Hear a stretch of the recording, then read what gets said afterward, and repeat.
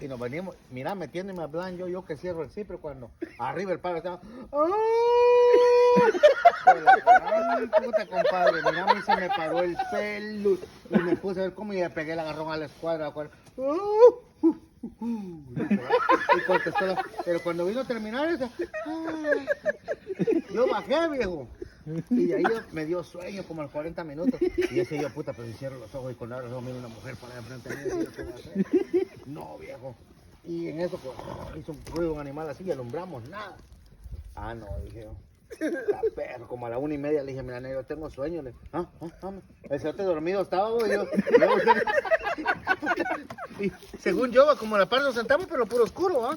Según yo quedé haciéndole huevo y no le decíamos bulla, ¿va? Con el negro, le digo, que nos vamos. Bien dormido estaba, güey. Es que el tecolote lo hace bien bonito. Sí, bonito. No, yo no le tengo miedo, básicamente. Yo no tengo miedo. Mire, tiempo para caminar. Así y tranquilo, mi papá. Una vez